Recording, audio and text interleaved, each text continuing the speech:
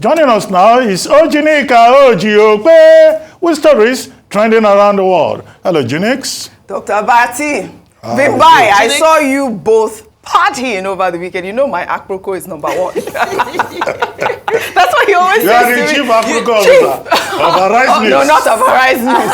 No, now, come on now. Any news I get from you, I know it's authentic. I know you don't carry fake. But of course, no, as always. But I love the jumping. You know, I'm coming to Rufai. I saw you dancing. Congratulations to your 1-year-old. Did you see her dancing? Yes. She was going down. She knows I will ask for implications. I was maybe that's why she's Bimbai, sorry, there are implications. I just threw you under the bus. Good morning, Rufai. How are you this morning? What happened this weekend now? Everybody was jollofing and pepper souping. What were you? I was there. I missed it. Okay, send it to me. I was there. Very good. Where? At Bimbai's or? Oh, too many things. Too many things. Well, all right. Many things. Well, all right. Well, all right. You see a show for my life. I know Rufai loves singing, by the way, guys. Well, all right. Well, good morning to you viewers. Let's begin what's trending. The federal government over the weekend announced that it will file a lawsuit against Daily Trust newspaper over its report on the signing of the Samoa agreement. The agreement has been controversial due to fears that it may promote LGBTQ rights. The Daily Trust had reported that some clerics, rights activists, and civil society organizations in Nigeria were furious over the decision of the federal government to sign the controversial agreement. However, at a media briefing on Saturday, the federal government reiterated that the agreement it signed was strictly for the economic development of the country, adding that there is nowhere in the agreement where LGBTQ or same-sex marriage was mentioned. The Minister of Information and National Orientation, Mohammed Idris, at the briefing, said that the administration of President Bola Ahmed Tinubu is tolerant of the media criticism, but won't condone anything capable of jeopardizing national security.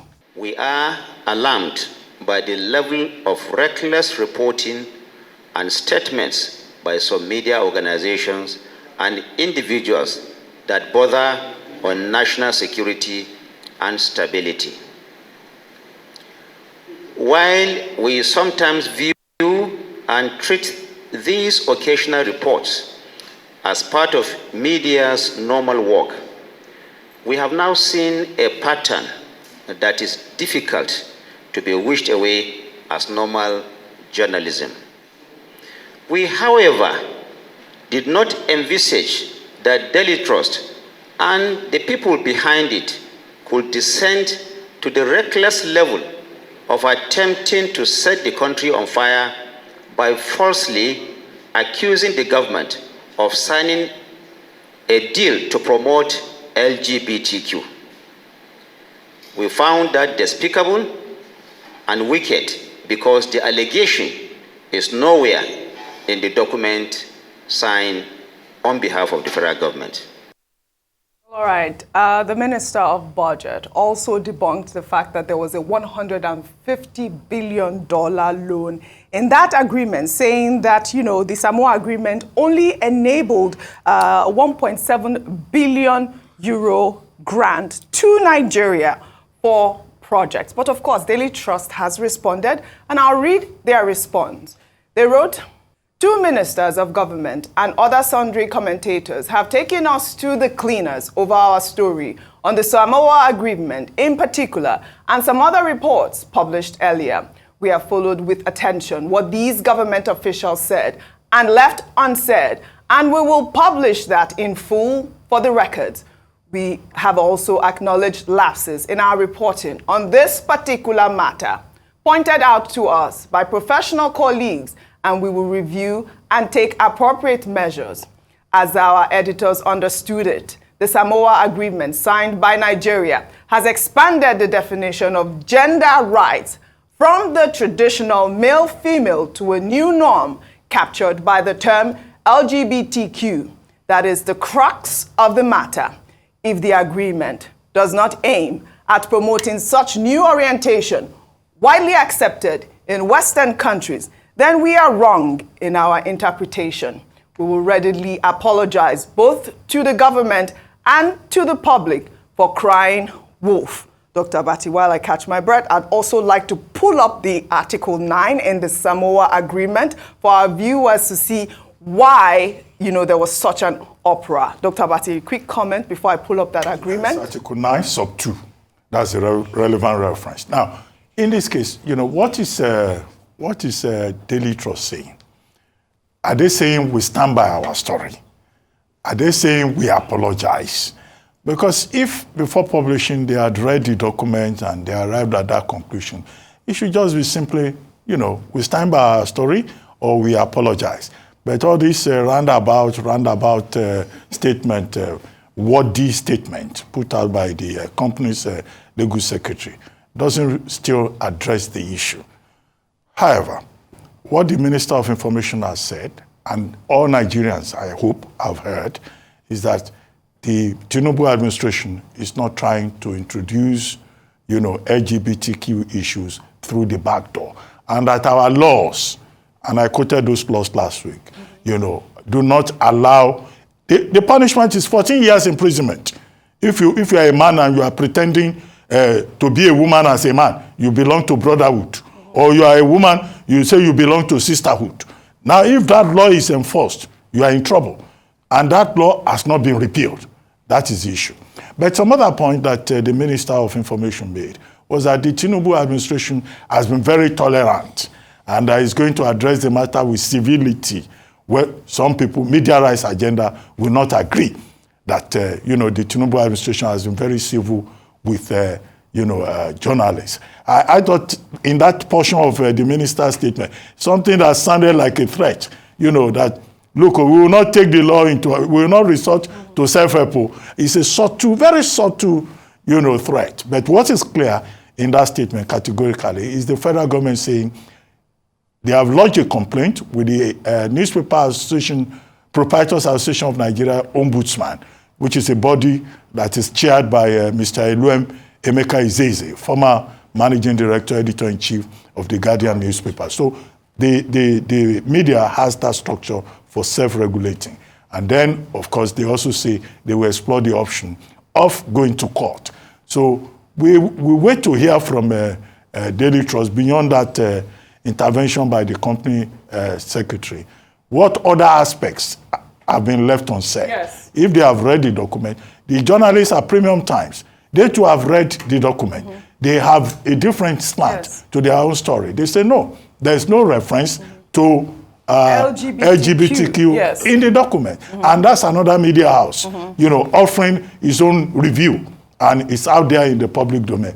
So you find one story, two different angles, and this has led to religious bodies, clerics, some civil society organizations, commenting on the Tinubu administration.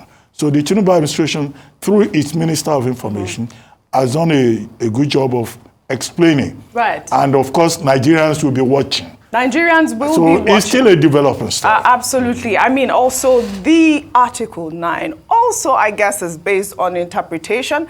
Let me read that Article 9. It says, human rights, democracy, and rule of law. 1.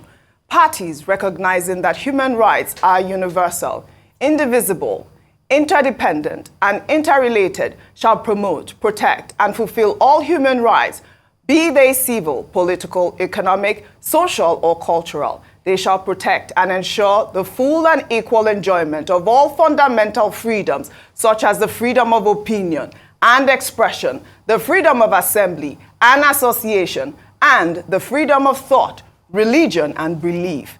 2.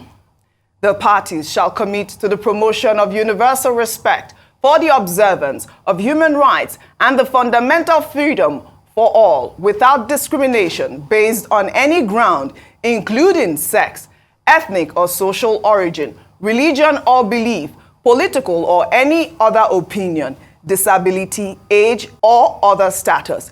They commit to fighting all forms of racism, racial discrimination, xenophobia, and related intolerance, and all forms of violence and discrimination, including all instances of advocacy of hatred, they commit to the recognition and advancement of the rights of indigenous peoples as set out in the UN Declaration on the Rights of Indigenous Peoples. 3, the parties shall have partnership, dialogue, and bilateral level on the death penalty, where the death penalty is provided for in national legislation and is still applied. The parties shall adhere to due process and internationally agreed minimum standards. This is the Article 9. This is the bone of contention.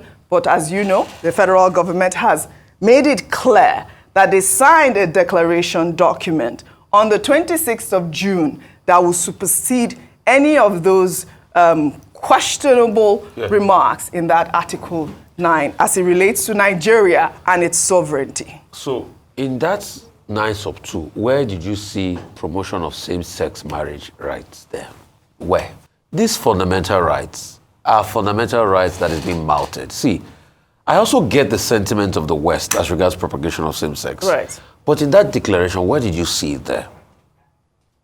And also, if, hypothesis, in a case it was signed into law, the truth has to be said that our own laws supersede that other law. Because we have a Same-Sex Prohibition Act of Parliament signed into law by the President of this country. It is an offense, it is a crime. But let's not whip sentiments. I think, Dr. Abati, I don't think that sentiment was worded by Daily Trust. I think Daily Trust has admitted error. They didn't just want to openly apologize. They've admitted error. You know, they said where our colleagues have pointed it out to her. So probably I think they've gone through Oga Ezeze, the ombudsman, that have pointed some areas out to them in all of them because they admitted it in the statement. And they say it's an ongoing story. They said it's an ongoing story. So the yeah. also thing is that I don't think we should harm the federal government. And this is me. I'm a big critic of government when they do wrong. But in this, I don't think we should harm them. Well, all right. Truth has to be said. What Nigerians should just be, like I said, is be vigilant.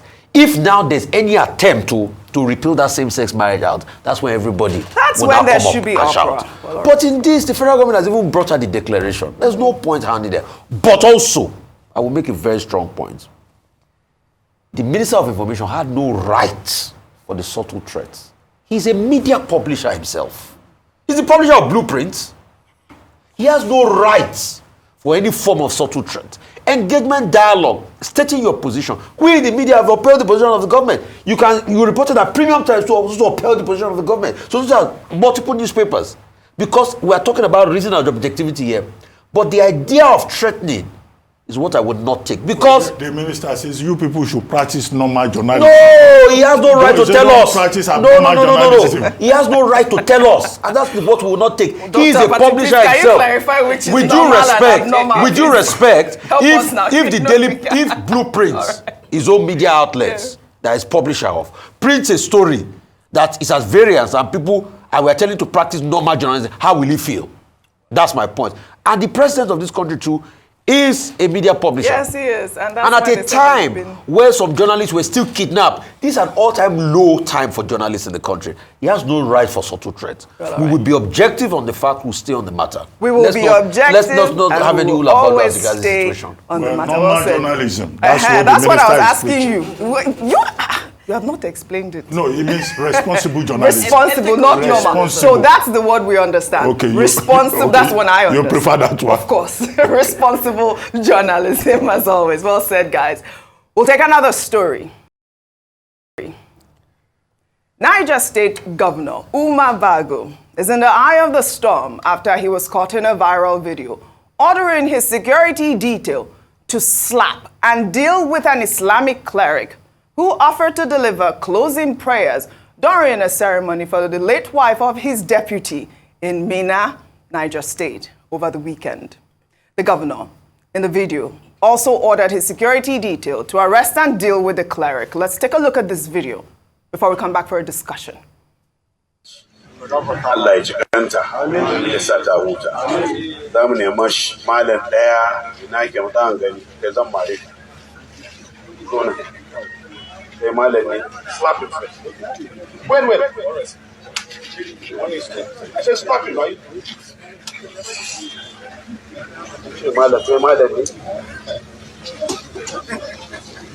Go and arrest him. That's very accurate.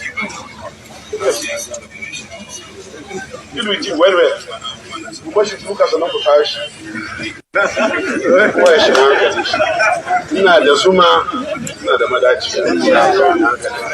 Kai malam ba shi microphone tsaya wurin. Ya zuwa da dole. This is outrageous and unbecoming of a governor, of a state.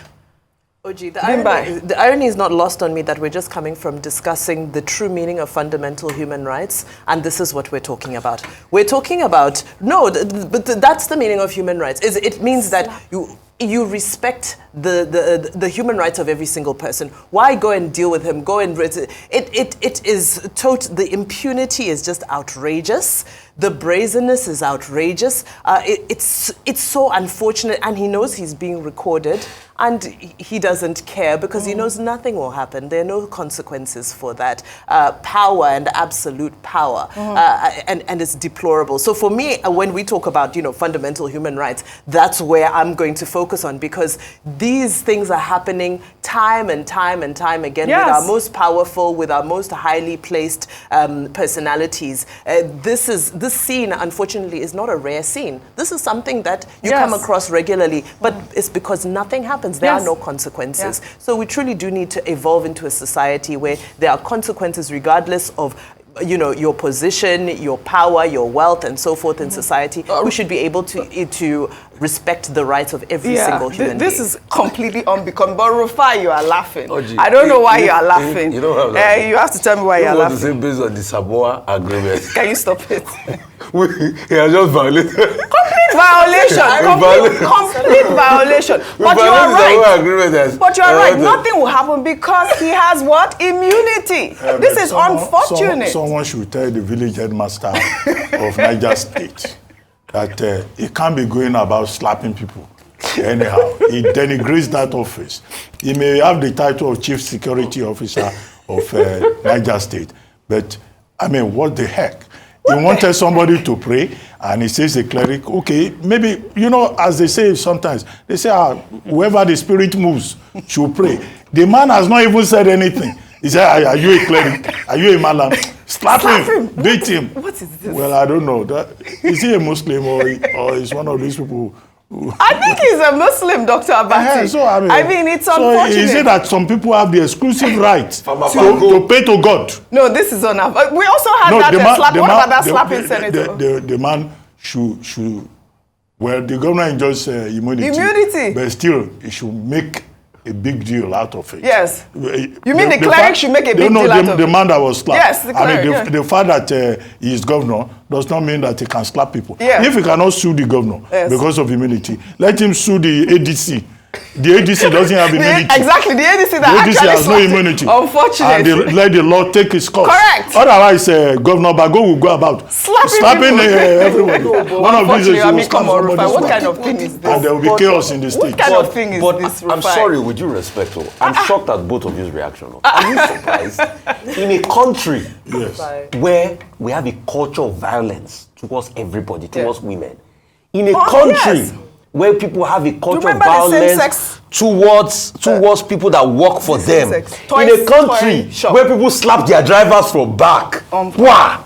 Unacceptable. My drive by here, in fact, that ADC should be sanctioned by the police. Yes. So, because the fact that you are a uniformed man you have no rights. Does not mean you can take illegal instructions. I mean, even from your boss. He could have declined. And the police will stand by him. Absolutely. We'll keep calling out these things. In a country where a boss will tell you, you are mad, you are stupid, you're a bastard, I will slap you, I will kick you. Get off my side. Unacceptable. But that's the country we live in. But you know, and that's why we must condemn it. In a country where every small thing is abuse.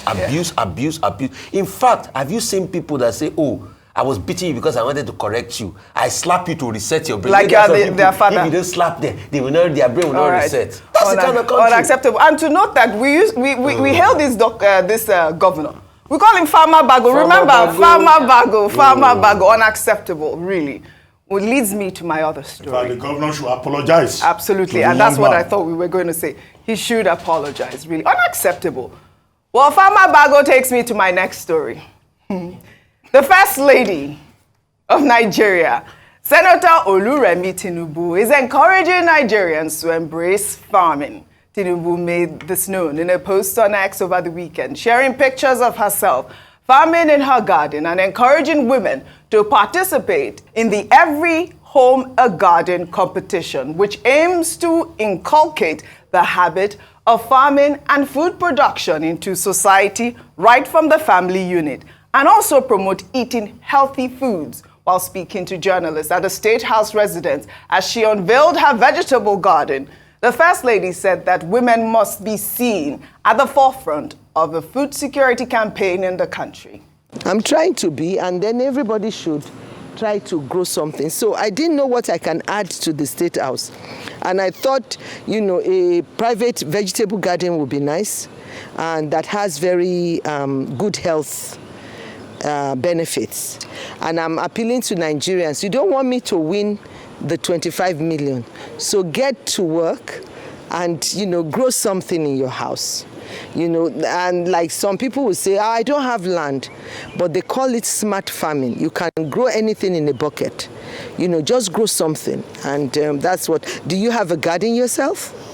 Grow something. You'll enjoy doing that. It's not that, it's free. It's God's gift to man. Absolutely. God's gift to man. I mean, I don't know about it being free, and I don't know about it being, easily accessible. People have been reactive. Let me take this reaction. This person wrote that this initiative is commendable. Please note that the major challenge to smallholders farmers is farm inputs. Fertilizer has to be subsidized at a rate that will be affordable to smallholder farmers. There'd be real contribution to food security in the country. Don't share farm inputs. Subsidize it. Well, Chibuzo wrote, Remi Tinubu is teaching us how to grow our own food. Meanwhile, we already dig boreholes to provide our own water, run generators to provide our own electricity.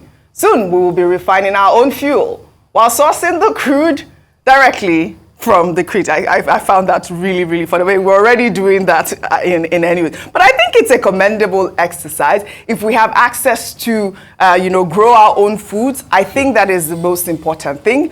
Productivity really in Nigeria is what we lack. We need to continue to be able to produce. Dr. Abate, a quick comment and then this is within the context of the Renewed Hope Initiative, yes. NGO, with which she's supporting the president. And there have been many initiatives under the umbrella of Renewed Hope Initiative. There is the competition about fashion, about a unity flag that she's also sponsoring. And then this farming, just grow anything, reminds us of Operation Feed the Nation, which was introduced by General Obasanjo as he then was. That part of the way to promote agriculture is for people to farm. Yes, people can only do so much at personal levels. They will grow vegetable, they will grow this. But the bigger challenge with agriculture is for the government of Nigeria, at both federal and subnational levels, to make it possible for the farmers themselves to have access to inputs, to have access to their farms, to make the states safe. Absolutely. So that, the issue of food security can be addressed at a much bigger stage. But what she's showing is good example. What she's promoting is good but example. You won't be eating vegetable every day. So that's why we need a bigger. Really about productivity. Bimba, you have to be part of this whole initiative.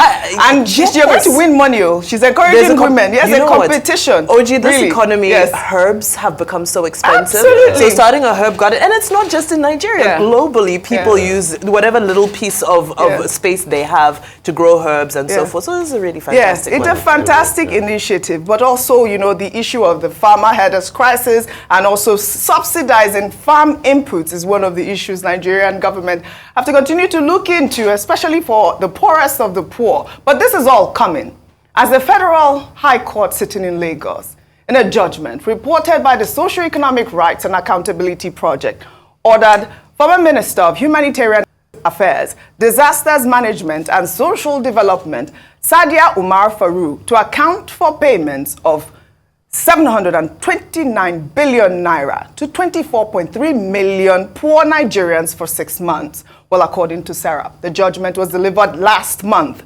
The court also ordered the former minister to provide the list and details of the beneficiaries who received the payments and also explain the rationale for paying 5,000 naira to 24.3 million poor Nigerians, which translates to 5% of Nigeria's budget of 13.6 trillion naira for 2021. This is what we need to see, Rufai. Accountability. We have been asking what's going on with... Just like with I've been asking a question, sis, please. Sadia Umar Farouk. Please, could you respect? Yes. I know some of your responses will be COVID and all of that. APC should tell us how they increase national debt from 12 trillion under Goodluck Jonathan to 121 trillion. Yes. They should also give us that. About Madam Sadia, and that's why kudos to Sarah. Yes. I thank Sarah a lot. Has been doing Sarah the has been doing the Lord's work. I always say this. You know, when this woman during COVID was sharing the money, 5,000, 10,000 for people by the hand, we're asking, are they recording their names down? So now that the court has asked her to give us all the names and the detail and the phone number of the people she shared 729 billion for, we are waiting for her. Also, by extension, concerning better skills in material ministry, we have not heard anything. Are we moving forward? Are we moving backward? They should be able to come and tell us the truth as regards that matter. Yes. So there are many accountability calls. But this woman, I would like to see the list she will present. Probably we'll never know. Maybe Dr. Bati's name might be there. Hey, Or Rufai. your name might be there if you buy. Or Oji's name might be there. Dr. Bati can never be there. No. You never know. Dr. Batike, You as never poor know. Nigeria. When they do another social register, they should please put my name on. Can you imagine? Maybe our name will be there. They give me, I will collect our money. Me, I can't wait for her to see those names. So that let's see No, we need people's to see name this. that will be there. You know, but we are waiting for them Yes. and the lists. Right. Because accountability is the order of the day. We are waiting for their Fantastic. list. Accountability is the order of the day. This is a triumph for the Freedom of Information Act. Absolutely. Now that law, 2014, if you don't test it, you will not have any result. Yeah. And that's what Serap has succeeded in doing. Absolutely. Well said, guys. We'll take our final story then. Under entertainment, in Milan, Italy, where Afrobeat superstar Davido performed at the 60th birthday party of Segun Agbaje, CEO of GT Bank. Them go run it down, them go hold it down, them go. I be talking to myself, and I don't even notice. She got me feeling like a zombie, and she dey shoot like Chuck Norris. The way she put her body down, you got me falling truly. I just touched down. When I see you now, serving on the phone, calling you tonight. He looks completely amazing. He doesn't look look 60 at all. There are implications. That's all I have for you guys on What's Trending today. I'll see you all tomorrow. Forever.